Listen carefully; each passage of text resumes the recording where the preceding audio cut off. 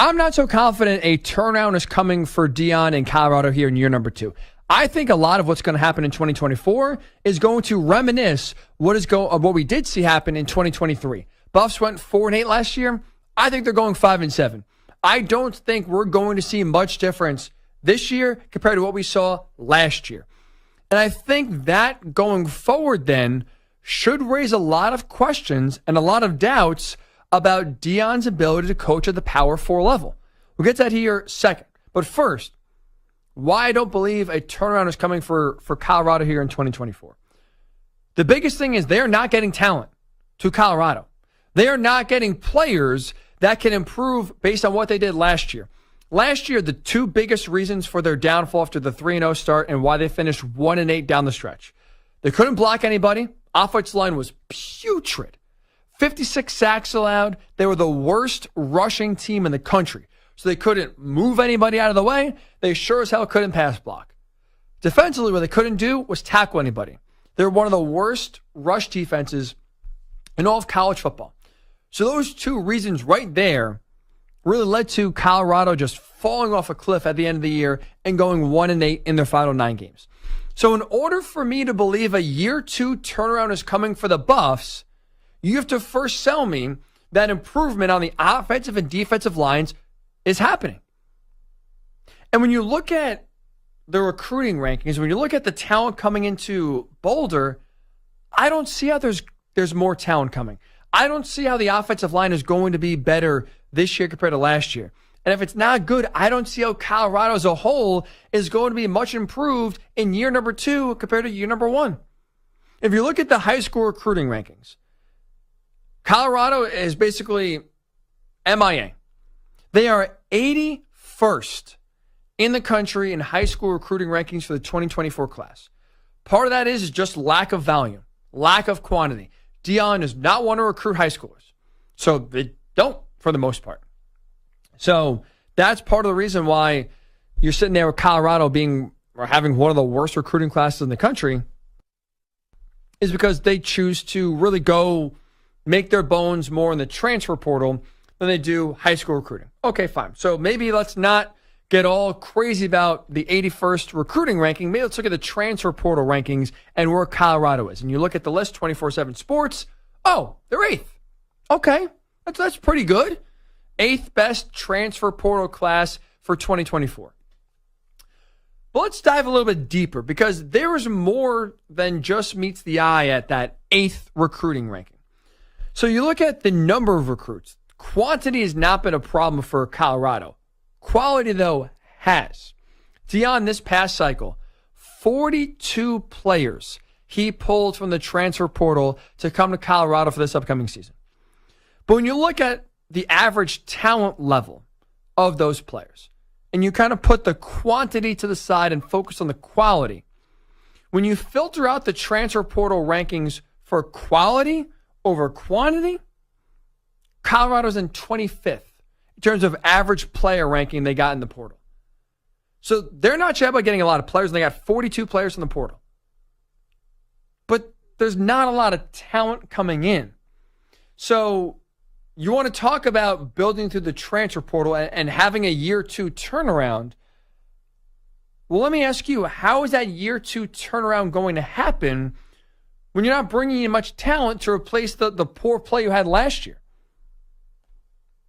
I don't see how that's possible.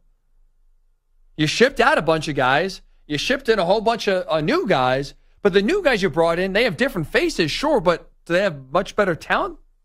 Doesn't look like it. Doesn't look like it on paper. And when you look at the offensive line specifically, Deion is doing this year what he did last year. Bring in 5 new guys, bring in a whole new unit, and put 5 guys together and expect it to work right away. It failed miserably last year, as we told you by the stats. I think that same philosophy is going to fail again this year. Offensive line is the one position group where you can't microwave success. You need to really bake it and let it sit there and marinate. It's really like a fine wine, to maybe use a better example. But you can't just go to a winery, point at grapes you want, and have, 10 minutes later them squeezed and you're drinking wine from those grapes. You have to let them age and sit and mature and blend in the bottle. And 10, 15, 20 years later, you get a nice Cabernet that took a lot of time to build in order to get the taste that you're chasing there. It's not a quick process. Offensive line is the same thing. You can't just put 5 guys together, different backgrounds, playing in different systems with a new offensive line coach, by the way, and expect them, right away in year 1 to play as a cohesive, gelled unit. You need to have them playing together, playing a lot together in order to shore up that offensive line. Look at any team this year that's supposed to have a great offensive line. Georgia, Texas, you name it. Look at how long those guys have been there. Look at how long they've been in the program for. Even if they haven't played that much, they've been in the program for 2 or 3 years. They've been coached by the same guy. They've practiced with each other. No other team is going in the transfer portal, getting 5 guys on the offensive line and expecting it to work. Deion did it last year, failed. Doing it again this year, I don't see other results you can believe could be any different. Maybe they won't allow 56 sacks. It'll be 45, maybe. But still, we're talking about 45 sacks in 12 games. We could talk about Shedeur Sanders and Travis Hunter and their greatness and their talent. It means nothing when the guys in front of them can't block. And in the case of Hunter, the guys in front of him on defense can't tackle anybody. That was their problem last year. It looks to be their problem this year. And so that brings me to point number 2 when it comes to Deion and why I don't believe a turnaround is happening. I said 5-7 would be my record prediction for Colorado this year. I mean, sure, it's an improvement off of year number 1 where they went 4-8. I don't think it's much of an improvement. But now also then you start to look ahead of, if we're talking about 2 years with the same problem, 2 years, not much difference. Are we sure Deion's a good coach? Are we sure Deion is capable of coaching at a Power 4 level? My answer to that question is no. I don't think he's a good coach. I don't think he can make it. I don't think he's going to be a success. I don't think he's leaving for another job and winning a national title or getting a team to the playoff or even being in the conversation. In part because we are seeing right now what is supposed to be Deion's greatest strength be his ultimate weakness. Talent acquisition. Right? He's not an X's and O's coach. He's not someone that's going to out-scheme you by himself, calling the plays or calling the defense.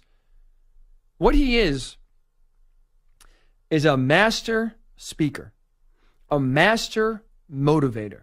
He's charming. He's eccentric. He's easily the most outspoken, personable college football coach right now we have in the sport. That should bode to being able to go into living rooms and sell kids on going to Colorado. He's a tremendous salesman. He sells the media. Again, Colorado is one of the hottest teams, period, in sports the last 15, 20 years with that first month they had in September. Nobody could get enough of Deion. But yet, that media firestorm, them being a big-time talking point, did not lead to an improvement of talent acquisition. Did not lead to more kids wanting to go there. Did not lead to players on other teams entering the transfer portal to play for Deion at Colorado.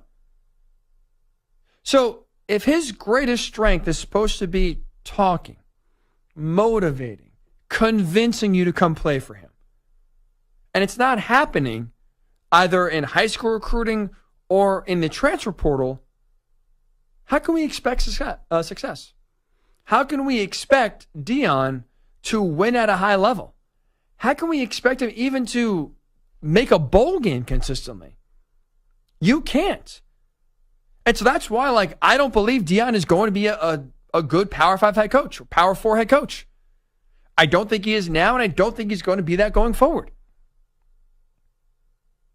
And that's why I think it's not too early to start questioning his legitimacy, how good he can be at Colorado and beyond. If you're going 5-7 with Shedeur Sanders and Travis Hunter, two projected early on top 5 picks in the draft, what are you going to do when they're gone?